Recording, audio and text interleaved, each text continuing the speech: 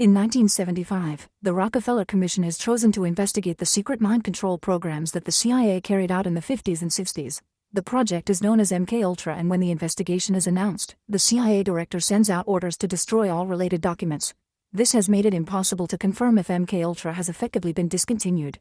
Dr. Emily is an agent for the National Crime Agency or NCA and specializes in military psychology. She's an expert at reading body language and can tell if someone is lying. One day she's summoned by Dr. Phillips, whose research she's used for her own work. Phillips wants her to participate in a classified project in which she must react to a selection of pre-recorded material. Emily signs the contract and Phillips reminds her that this room and these tapes don't exist before starting the video. The recording shows footage of Test Group 17 in a white room with just a few chairs and tables. Phillips confirms it's the same room that Emily can see in front of her. After a cleanup crew cleans the area, a nurse opens the door to let the first test subject in. Carrie has been given a long questionnaire to fill and she's surprised by some questions, like which holiday she would cancel. When she accidentally breaks her pencil, she asks for another one but nobody answers. Soon the nurse arrives with the next test subject and Carrie gets another pencil. The new guy is Tony, who notices that the tables and chairs have been screwed to the floor. He looks at the questionnaire and is also surprised by the questions, like the one asking him what he would give up 5 years of his life for. Next, Crawford comes in and sits right in front of Carrie, which makes her a bit uncomfortable. He answers all the questions pretty quickly, as if he didn't care much. Lastly, they're joined by Paul, who chooses the chair away from the table. Crawford soon finishes filling the questionnaire and finds it funny that everyone's hesitating so much, so he starts helping Carrie in a very condescending way. Emily tells Phillips that this is a classic case of hierarchy and subordination. She did an experiment like this with a couple whose relationship didn't survive the project, but Phillips says this will be much more complex. After finishing his questionnaire, Crawford chats with Carrie, telling her that he often volunteers for experiments like this because he needs the money. However, he thinks this place is fancier than the typical labs and that they'll get paid more than the usual $50 or $100. At that moment the voiceover announces that Mother is coming in and Phillips enters the room. He introduces himself as the supervisor, but first he has to ask some routine questions. He confirms that everyone is an American citizen, that they're of sound mind, and that they weren't forced to come. Then he explains that they'll be testing the nature and limitations of the human psyche. The test is divided into 4 phases that will automatically start when he leaves. It lasts 8 hours, and the payment will be $250. Phillips asks them to write a contact number on the questionnaire and Paul says he doesn't have one. Next he makes them put all their personal effects in envelopes, including their phones. Tony explains he's expecting a call from his girlfriend, but his phone is taken away anyway. Philip announces that each phase will eliminate a person, but no matter the order, they'll all get paid the same. He nicely asks Carrie for her name, only to suddenly grab her face and shoot her in the head. The others panic and drop to the floor while Phillips leaves the room, locking the door behind him. Crawford checks on Carrie and confirms she's dead. Tony laughs and claps, thinking this is all a prank for YouTube.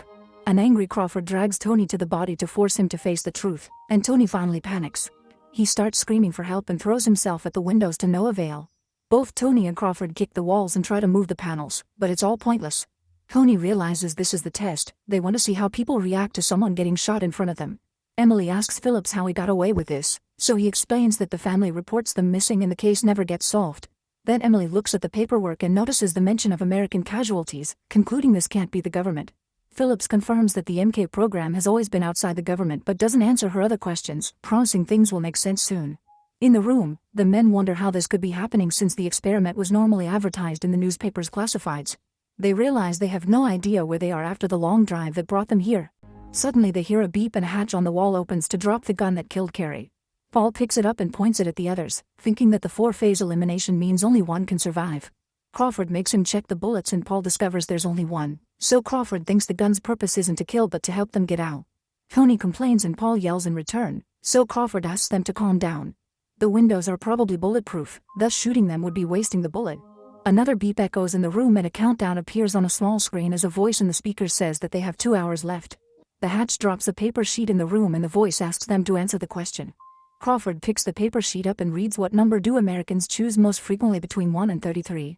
There are also rules. The person with the guess farthest from the correct answer will be the next casualty, and if they refuse to answer they all get eliminated. Phillips is surprised that Emily hasn't asked for the test scores yet, but she knows that if she asks that the interview would be over. He asks her for an observation, so Emily notices that the rules were written in a stilted way on purpose, as if using English as a second language. Phillips congratulates her, saying she's the fastest person to pick on that. She then points out that the MK program was shut down by 3 presidents because of civilian casualties, so she wonders how he can be doing this. Phillips explains that after 9/11 they were out of options and their actions have been granted full amnesty. He shares a quote from a superior, reminding her that anything they do is being done by their enemies too. In the room, Tony is jumping on the table to try to break the lights to no avail.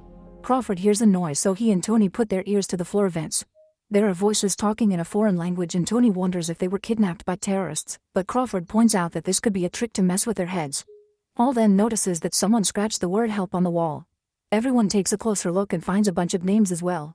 They think there are other words too, but they've been painted over and are hard to read. Tony gets some of Carrie's blood and spreads it on the scratches so they can read them. Some words ask for help while others ask for prayers. There's also the date December 25th, which makes Tony think that some Muslims killed people on Christmas. After checking every wall, the guys still have no clues. A frustrated Tony puts his jacket over Carrie's body. Phillips tells Emily that the experiment is constantly changing and evolving, and she must help it do so.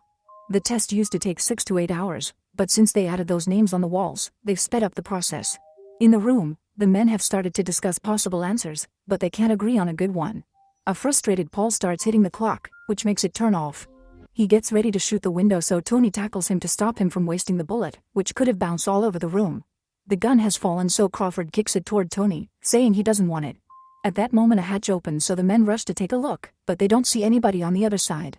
Tony inserts his hand in the hole, but he can't find anything useful either. Afterward the guys hide under the table and talk in whispers to make a plan.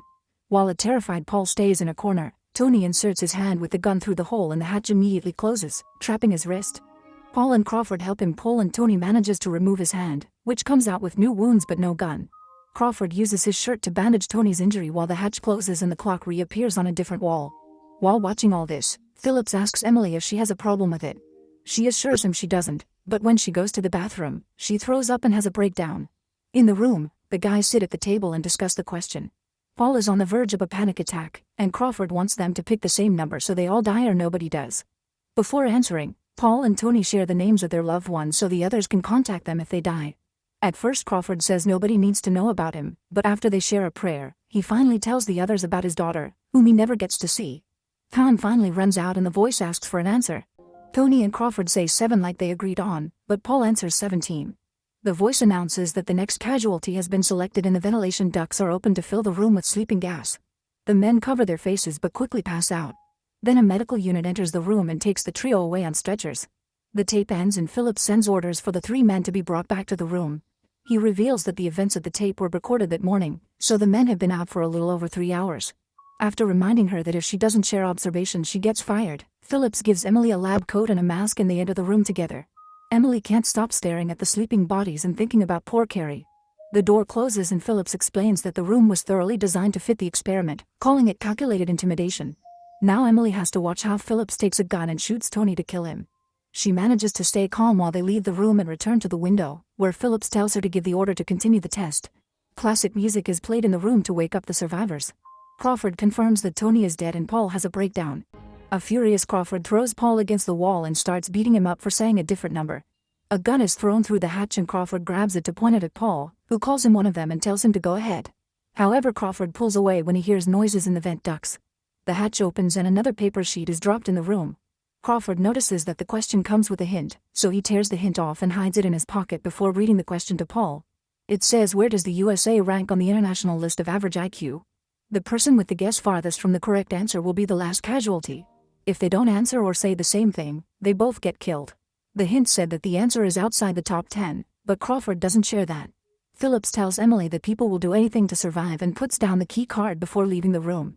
Paul starts having another breakdown, saying that last time he gave a different number by accident. Crawford doesn't believe him, pointing out Paul did what he had to do to survive. The scientists play the recorded voices in the ducts again and Crawford recognizes them as Muslims praying, so he concludes Tony was right. He drags Paul under the table and they discuss the situation in whispers, but the microphones pick everything they say anyway. Crawford keeps telling Paul that they need to get out and inform people about the experiment, but Paul wants to follow orders to survive. The scientists announce that Phillips has chosen the final candidate, so while everyone is distracted Emily steals the card key. Phillips starts talking about how hard it is to kill a man and Emily realizes he knew who the final subject would be since the beginning thanks to the questionnaires.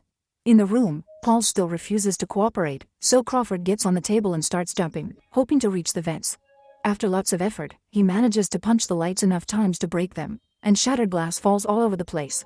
Paul uses the distraction to get back the gun. Crawford removes a few metal pieces and jumps to hold on to the edge of the hole, but he can't climb up so he asks Paul for help. As Paul grabs his legs and tries to push him up, the door opens and 2 scientists come in to record them.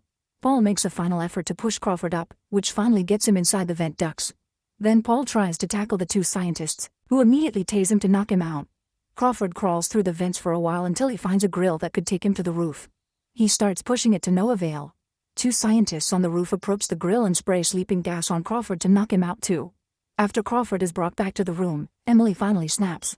She waits until the scientists are gone and rushes to the door to open it with the key card. As the alarm announces a security breach, Emily wakes the guys up and makes them run. However, this is just her imagination. She's actually standing by the window and watching the 2 unconscious men. Phillips realizes she has the key and takes it back, saying she's not ready. Emily swears she is and concludes that the goal of the experiment is to find apoptosis. This is a mechanism in the human body that makes the mind understand that a cell must be willing to surrender for the greater good. Paul wakes up and checks on Crawford, who asks about the time.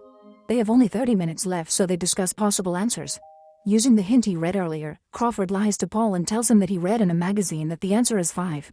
He also describes what he remembers about the building layout from their arrival so they can be ready to escape when the door opens. Then Crawford starts covering his body with the blood of their dead friends, saying the security won't catch them if they're slippery. Paul cries and refuses to do the same, so Crawford gives him the gun and tells him to shoot Phillips. They agree that Paul will say 5 and Crawford will say 4. Crawford keeps comforting a panicking Paul, telling him that this plan will help them stop the experiments and save lives. When time finally runs out, Paul says he won't be able to make it and tries to self-delete, successfully becoming apoptosis. However, the scientists come in and shoot Crawford first. While a screaming Paul is dragged away, Phillips tells Emily that only a few subjects have passed the experiment. 1 out of 20 ordinary people has the disposition to become a civilian weapon. Emily realizes that this program is creating self-deleting bombers like the religions from the Middle East have as a way to fight fire with fire. Afterward, Phillips congratulates Paul for being a good patriot, but Paul pushes him to run away. As he searches for an exit, he sees Emily and asks for help, but she locks the door to block him. Paul curses her as he pounds on the door, then he starts running again. As a team enters the room to clean it up, Phillips proudly accepts Emily into the program. Security continues to close specific doors to guide Paul toward a particular room. Emily realizes that today was only phase 1, which was the step to find suitable subjects. Paul enters a room with other men who also passed phase 1 and a voice announces that now it's time for phase 2. Make sure to subscribe and turn on notifications so you can watch more videos like this. Thanks for watching.